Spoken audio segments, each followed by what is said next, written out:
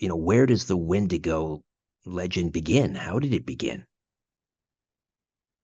Well, there's several different tribes have different versions of the story. One version that's from one of the tribes in Canada, and I can't remember the name of the tribe off the top of my head. I want to say it's Algonquin. Could be, yeah. But they believe it's a type of Bigfoot type creature. They describe it as being large, covered in hair, and it would carry off people from villages. And in fact, in times of really bad winters, they would take out entire villages. Then there are other versions where they described it as being more demonic, that it's a inhabiting force that possesses people who have consumed human flesh. The spirit of hunger and starvation, if you will.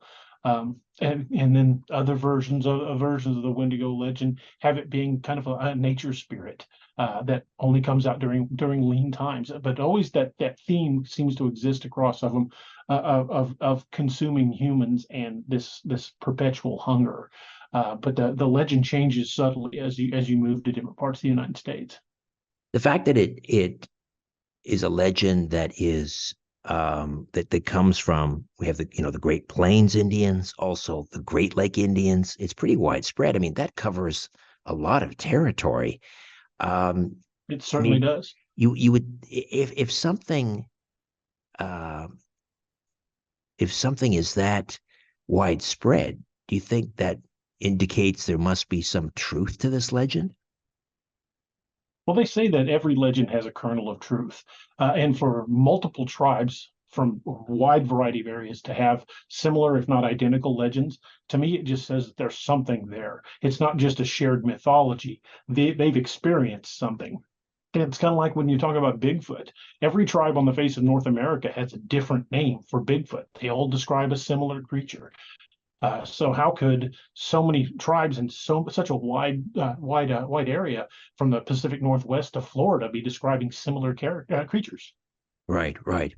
I'd read one account of the sort of the origin of the Wendigo legend, and that it was a lost hunter, presumably an indigenous person who, a hunter got lost, and during a particularly brutal cold winter, and so this man, a human, his intense hunger drove him to cannibalism, and he, after I guess feasting on another human flesh, he kind of transformed into this man beast, and ever since has been roaming the forest in search of more people to eat.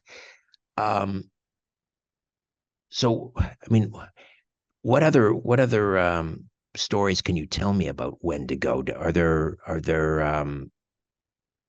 I don't know, sort of case There studies was of people who claim to have encountered there a was a Wendigo? there are lots of sightings of Wendigo across North America, even as far in far places like Canada, not Canada, in Colorado, and through the Appalachians. There was actually a man who was hung in Canada for being accused of being a Wendigo. It was the Swiftrunner case. This happened, I want to say, in the early 1900s. He emerged at a trading post claiming that his family had all died during the harsh winter. Uh, but that they'd all starved. But they noticed that he didn't look particularly starved. He looked like he was fairly well fed, and he wasn't that far from the trading post. So when they go back to his cabin, they find that his family had all been butchered and feasted and been eaten. They could find teeth marks on the bones and things like that. And he was actually sentenced to death for that. That was one of the last recorded instances of somebody being actually put to death for being accused of being a Wendigo. That was, I want to say, late 1800s, early 1900s in Canada. Also, as recently as the early 2000s, I want to say it was around 2001, there was a guy who was riding a Trans-Canadian bus. I was riding a Yeah. bus down a highway, and he attacked and killed a fellow passenger and began consuming his flesh. And they referred to it as Wendigo psychosis. So I don't think it's really completely left uh, our modern mythology. I think it's still out there, and I think part of it could possibly be an attempt by indigenous people to diagnose a a mental illness, or it could truly be something that does take hold of people. It could be this spirit that consumes them when they've eaten human flesh, and they become this beast. Are there any are there any treatments for Wendigo psychosis? I mean, if they suspect someone may be suffering from that, in the village? Well, in the case of the gentleman who attacked the guy on the bus, he was put in a mental hospital, and last I knew, I think he was released in 2016. Wow. But what about among the indigenous people? Do they have, I don't know, is there some sort of a ceremony or a ritual or a medicine that they administer to prevent someone from, cannibalizing the rest of the village? The only thing I've ever found reference to is ways to kill a Wendigo. I've never found references to them curing somebody. Once they've been corrupted by the Wendigo, they have to be stopped. Most of them involve use of silver or fire. In some cases, you have to cut the heart out with a silver blade and burn the heart separately from the body. But when I was researching my book, Curse of the Wendigo, I found that there was just so much different varying lore on the Wendigo that it was hard to decide what to use for the book and what to use because the book was a work of fiction.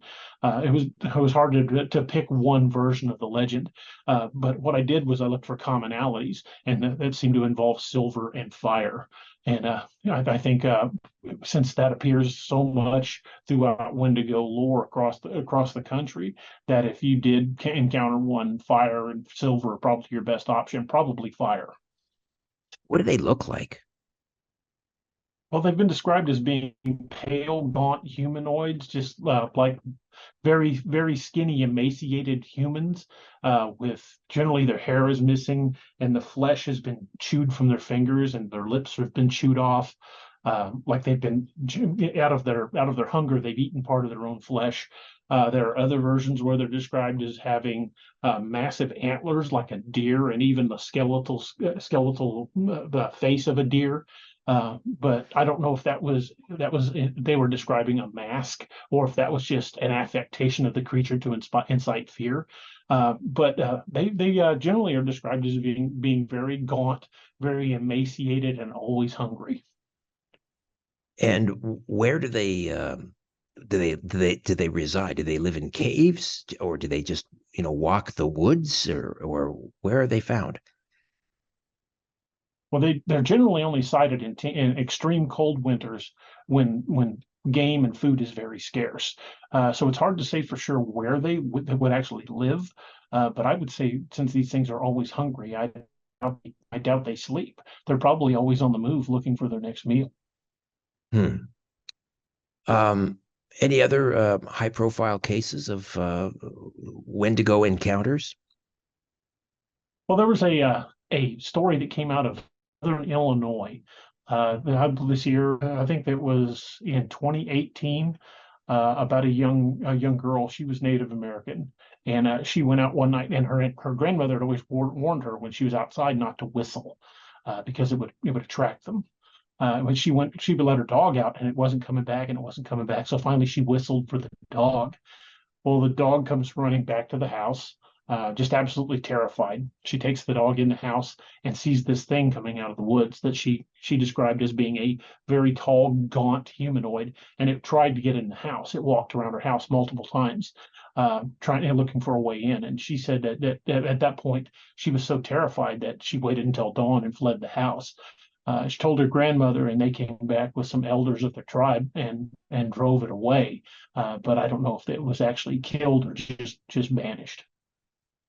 I spoke with a woman on Coast to Coast and also on this podcast who had an encounter. I believe it was near the Alabama-Louisiana border with a creature that has been labeled the pale crawler. I'm not sure if you're familiar with Mhm. this case or this creature. Um, it was right in the middle of the road. She described it as being rather emaciated looking and very pale and gaunt and so forth. Um, I mean, it sounds all the world like an encounter with a Wendigo. What do you think? Well, there are two types of creatures that people are reported seeing in the cryptid world. One they call the pale crawler, another one they refer to as the rake. The rake originally started out as a creepy pasta, one of these internet stories. but much like Slender Man, people began seeing it. But the physical descriptions of what they called the rake sounds to me very much like a Wendigo. It's the physical description is very similar to the emaciated humanoid, not the one with the deer antlers, but the emaciated human with the chewed up fingers and missing lips. So I think rakes and pale crawlers are just another name for a type of Wendigo. I think people are seeing the Wendigo creatures and didn't know what else to call it. So do you think the Wendigo is a demonic spirit? Is it a physical creature? Is it maybe metaphorical? Sort of the incarnation of winter, the embodiment of hunger. What do you think? I I think that there are greater and lesser extents of Wendigo. I think that some people, like the Wendigo psychosis case, can be touched by it, but I think the true nature of the Wendigo is very spiritual, because they mentioned in a lot of the lore that it was a curse that was brought down on people for eating human flesh. So I think the true spirit of the Wendigo, the true nature of the Wendigo is like you were saying, it's almost demonic, like a nature spirit of hunger and starvation.